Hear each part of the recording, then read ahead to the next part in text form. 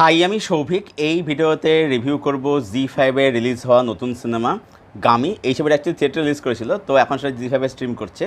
এটা একটা তেলুগু ফিল্ম, যেটা আমি দেখলাম। এই ছবিটা হিন্দি নামে অ্যাভেলেবেল নেই, আমি ছবিটা তেলুগু দেখলাম ইংলিশ সাবটাইটেলে। ফিচার করেছেন বিশ্বক সেন এবং চাঁদনি চৌধুরী। তো গামি এই কথাটার অর্থ হচ্ছে সিকার।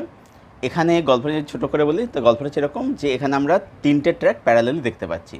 একটা ট্র্যাক হচ্ছে বিশ্বক সেন, যার নাম হচ্ছে এখানে শঙ্কর।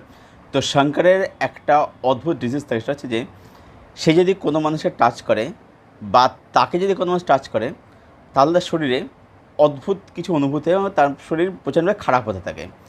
এবার এর থেকে বাঁচার উপায় হচ্ছে কি, তাকে হিমালয়ের কোনো একটা দুর্গম স্থানে যেতে হবে এবং সেখানে প্রতি 36 বছরে একটা বিশেষ ধরনের মাশরুম সেখানে ফোটে এবং সেই মাশরুমটা যখন জল করবে তখন মাশরুমটা খেতে হবে না, সেই জল মাশরুমটা খেতে হবে আর কি। এবং ওই জল করাটা কিন্তু 24 ঘন্টায় থাকে। এবার বিশ্বনাথের সঙ্গে যেতে পারে কি পারে না, এটা নিয়ে হচ্ছে একটা ট্র্যাক। অন্যদিকে আমরা দেখতে পাচ্ছি দুর্গা বলে একজন দেবদাসী এবং তার মেয়ে উমা, তাদের একটা গল্প। সেখানে কিছু সামাজিক কুপ্রথা আমাদের দেখানো হচ্ছে। তো সেখান থেকে তারা মুক্তি পায় কি পায় না, এটা হচ্ছে আরেকটা ট্র্যাক। এবং আরেকটা ট্র্যাক হচ্ছে আমরা দেখতে পাচ্ছি যে ক্যাট বলে একটা গোপন ল্যাবে সেখানে একটা কিশোরকে নিয়ে কিছু ডাক্তার, কিছু সায়েন্টিস্ট, তারা কিছু একটা এক্সপেরিমেন্ট করছে।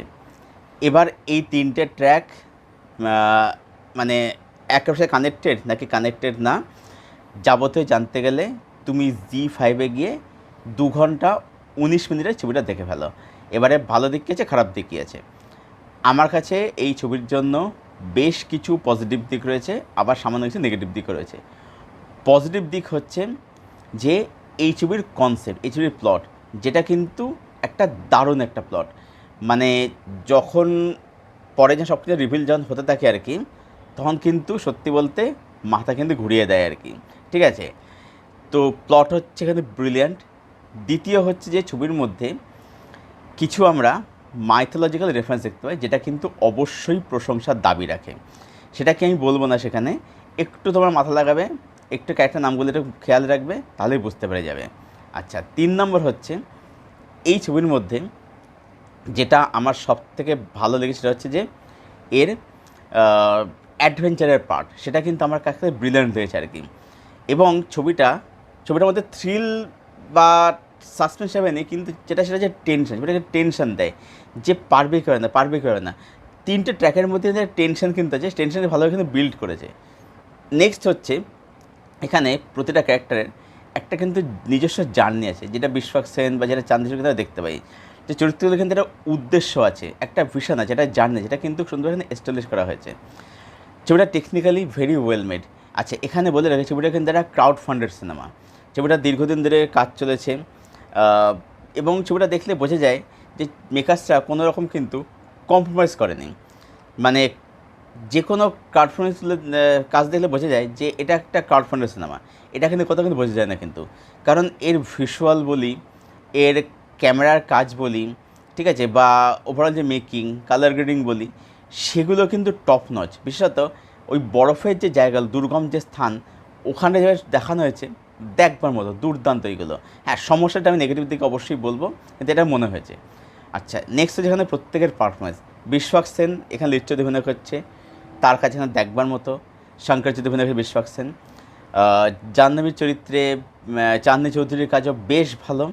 এবং যারা এখানে সাপোর্টিং চরিত্রে অভিনয় করেছে, যিনি দুর্গা হয়েছেন সেই অ্যাক্ট্রেসের কাজও বেশ ভালো, যে উমা হয়েছে তার কাজও বেশ ভালো। তো প্রত্যেক আছে এখান থেকে দেখবার মতো আর কি। ছবিটার ন্যারেটিভ একদম ট্রুথ অঞ্চল থেকে কোনো কিন্তু এখানে আনসে জিনিসপত্র দেখানো হয়নি। তো এই হলো ছবিটার মধ্যে আমার কাছে কী জিনিস ভালো লাগলো। এবারে আমি মুভ করে ছবিতে আমার কাছে নেগেটিভ কী লাগলো। নেগেটিভ আমার যেটা মনে হয় সেটা হচ্ছে যে ছবিটার মধ্যে মানে এটাকে একটা ড্রামা হিসেবে ট্রিট করা হয়েছে।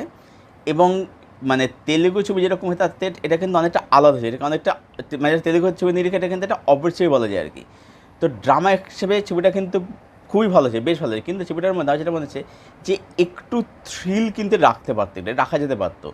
এবং ছবিটার যে স্ক্রিন সেটা কিন্তু একটু স্লো বার্ন। হ্যাঁ, এবার ছবিটা যেতে অ্যাডভেঞ্চার ছবি আর কি, তো সেখানে স্ক্রিন প্লেটা না একটু ফাস্ট করতে পারতো। আমি যেটা একটাকে বললাম যে এটাকে যদি তুমি একটা স্লো বার্ন ড্রামা অ্যাডভেঞ্চার দেখো বা এটা যদি ক্যারেক্টার জানছো তাহলে কিছু এটা কিন্তু খুবই ভালো যাবে, কিন্তু এটা তুমি যেটা যদি এটা ফার্স্ট পেজ থ্রিলার দেখতে চাও তাহলে কিন্তু একটু ডিসঅ্যাপয়েন্ট হতে হবে।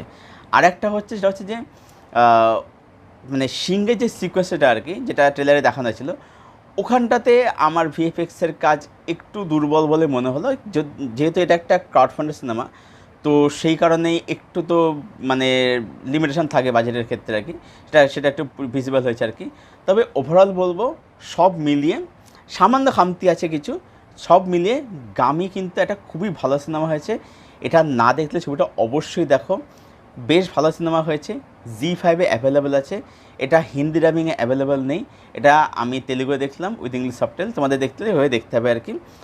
যাই হোক, তো এই ছবিটাকে আমি রেটিং দেবো 8.2 আউট অফ 10। এই ছিল ওভারঅল আমার রিভিউ গামি এই সিনেমাটাকে নিয়ে, যেটা আমার বেশ ভালো, যেটা আমার খুবই ভালো লেগেছে। ছবিটা যারা দেখোনি তারা জি5 গিয়ে ছবিটা অবশ্যই দেখে ফেলো, দেখে এসে জানাও ছবিটা তোমাদের কীরকম লাগলো। আর যারা ছবিটা অলরেডি দেখে ফেলেছো তোমাদের ওপিনিয়ন শেয়ার করো কমেন্ট বক্সে। ভিডিওটা ভালো লাইক করে সবার কাছে সাবস্ক্রাইব করো, পাশের বেল বাটনটাকে প্রেস করে দাও এরকম আরও রিভিউ পাওয়ার জন্য। আর আমার সাথে জুড়তে চাইলে আমার ফেসবুক যাদের রেসপন্স সেখান থেকে তোমার সাথে জুড়তে সেখান থেকে ফ্রেন্ড হতে পারি।